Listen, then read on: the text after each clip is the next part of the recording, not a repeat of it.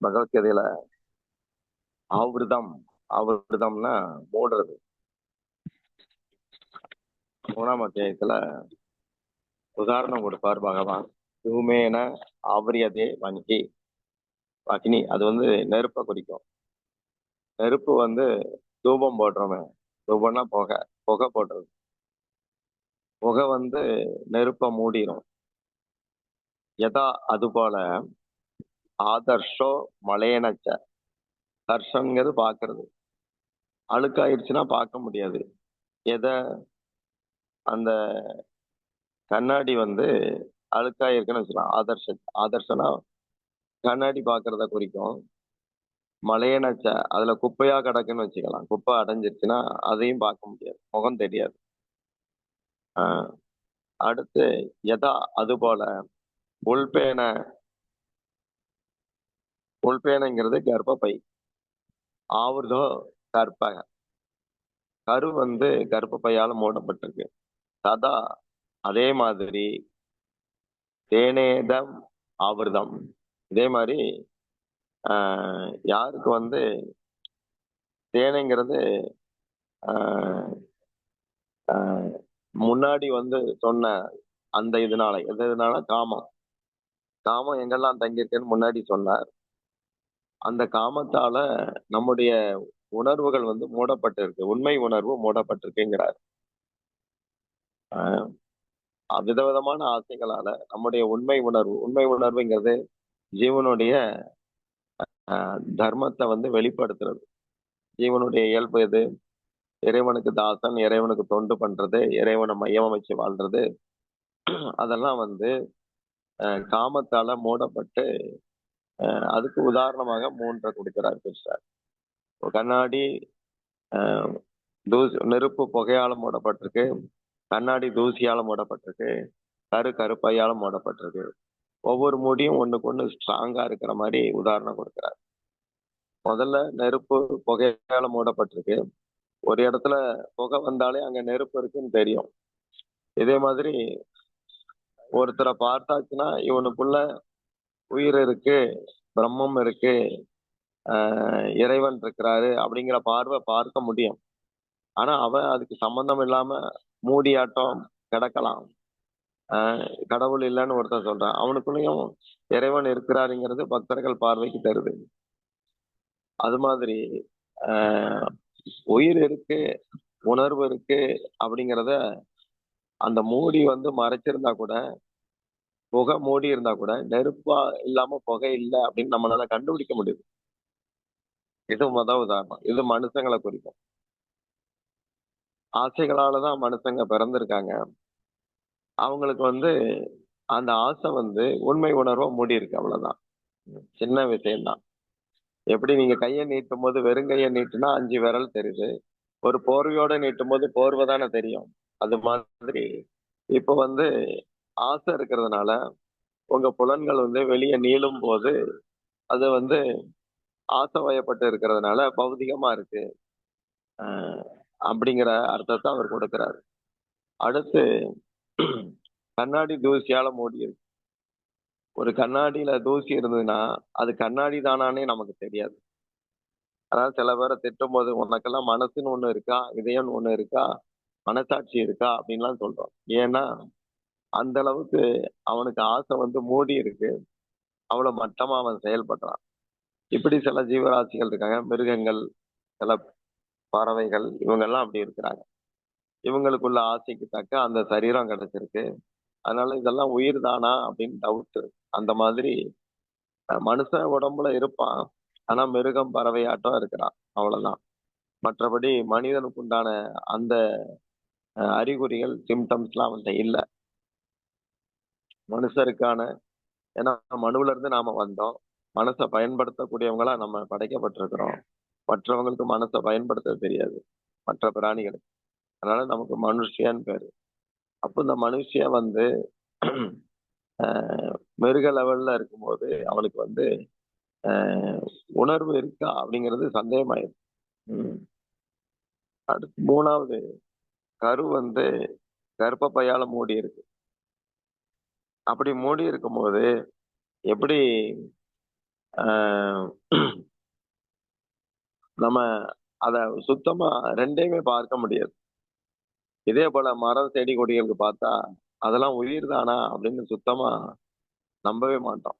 அது உயிருங்கிறது சாஸ்திரம் சொல்லுது. ஆனா இப்பதான் பெயரளவு விஞ்ஞானிகள் இப்பதான் அதுக்கும் உணர்வு இருக்குன்னு கண்டுபிடிக்கிறாங்க. ஆனா முறையா கண்டுபிடிக்க தெரியல. புராணங்கள்ல எல்லாத்துலயும் அது தெளிவா இருக்கு, விவரமா இருக்கு. அப்போ இந்த 3 உதாரணங்கள் என்னன்னா, மனுஷங்கள்லயே சுத்தமா முதல் மனுஷனா பிறந்த இனம் இருக்கும். மிருகத்துல இருந்தோ இதுல இருந்து.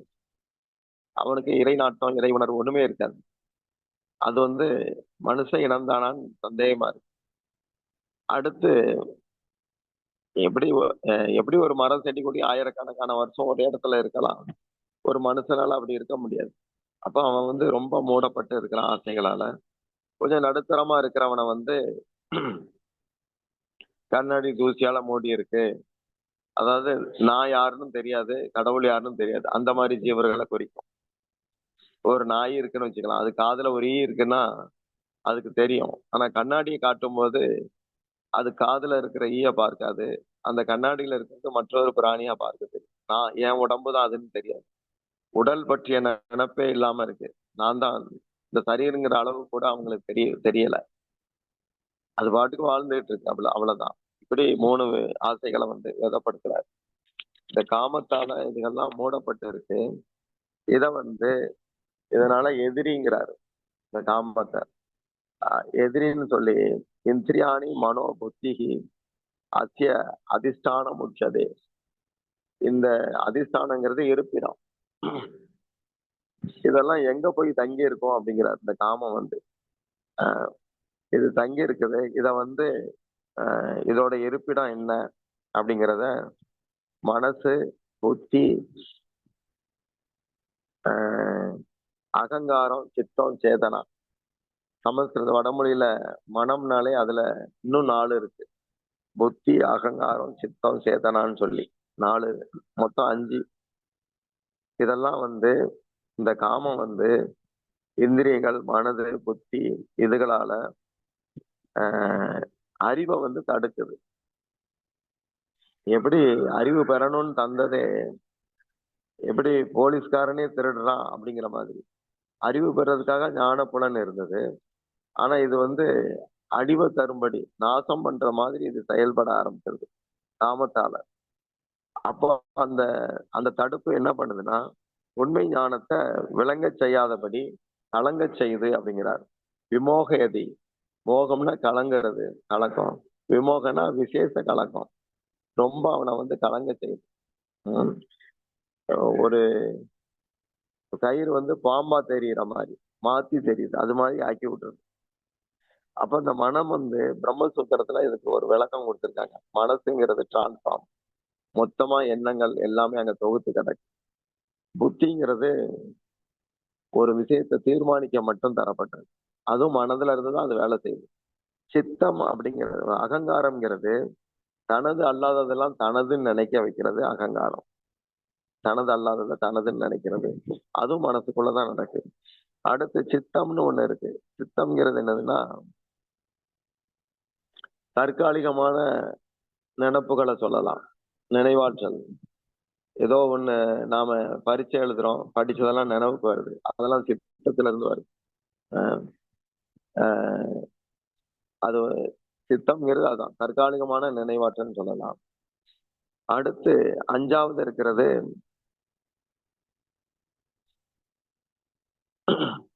சேத்தனா அப்படிங்கிறது. மொத்த நினைவும் அங்க இருக்கு. இதைத்தான் நினைவும் ஞானமும் அவற்றின் மறதியும் அப்படின்னு சொல்றாரு.